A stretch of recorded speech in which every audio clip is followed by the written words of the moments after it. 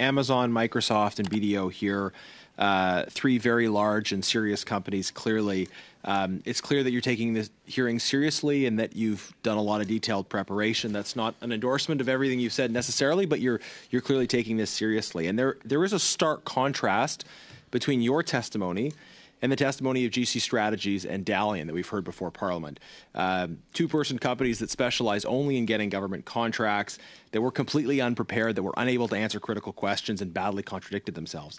And yet, the government has gone to GC Strategies to do most of this project, mostly through sole sourcing, and government officials at one point conspired with GC Strategies to get them parts of this deal. So it seems like a big demonstration of problems in our procurement system that the government has repeatedly gone to GC Strategies and Dalian in spite of the obvious problems that have been well on display before committees. I want to ask each of you, if your company would have had the capacity to build the ArriveCAN app yourself, and if you could have built all of it or at least done more of it, why didn't you? Why do you think it ended up that it was GC Strategies and Dalian instead of some of these names that Canadians would recognize? So we'll start with Microsoft on that, as quickly as possible. Absolutely. So Microsoft is a partner-driven company. We have 16,500 partners in Canada that build atop a platform. And so our business model is to enable Canadian organizations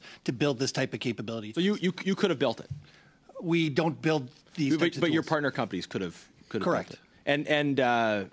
And why? So why didn't you? Why didn't you put in a proposal to the government for your partners to build the app? So our partners would lead that. We would not lead that proposal.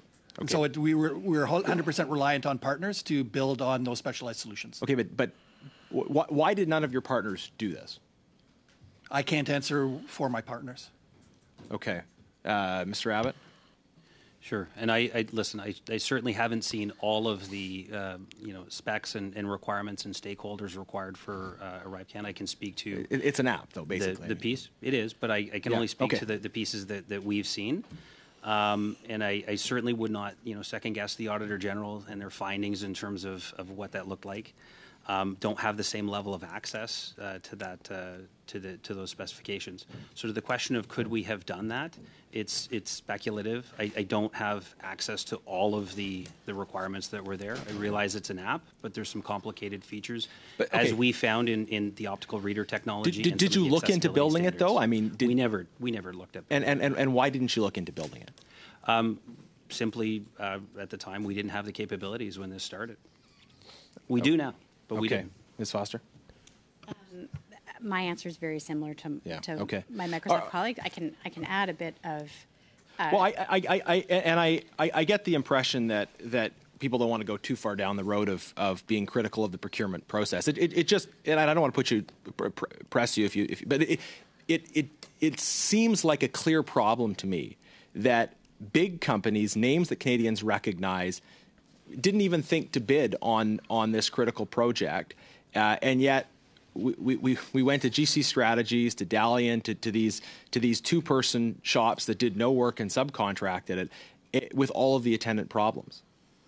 I'm happy to share a couple of quick things for your consideration and the consideration of this committee. AWS would not have bid on a contract like this. It is not the kind of work that we do. However, there are two factors that I think the committee may want to take note of. One is the continued underinvestment in the improving the digital skills of the public service. That is a long-term systemic problem.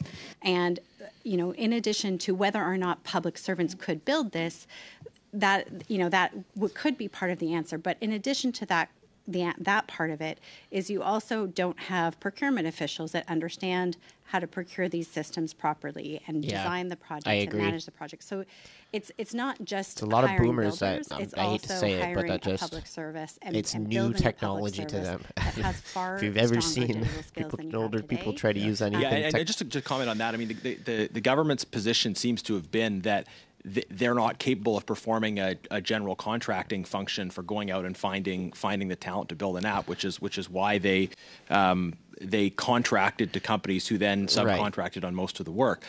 It's clearly a broken system that the government put it out to companies that that simply went on LinkedIn, found people, and subcontracted it. I don't know if it's interference or if it's a lack of digital skills or something else, but clearly the system is Mr. badly Genuis, broken. Yeah, genuinely, Garnet. What she was saying was that Ms. it's Shanahan, the you have the floor public for 5 could minutes, have the please. public could have very that much, kind of Chair, and I thank the expertise. witnesses We just for need to being hire here it and today. hire at that job. And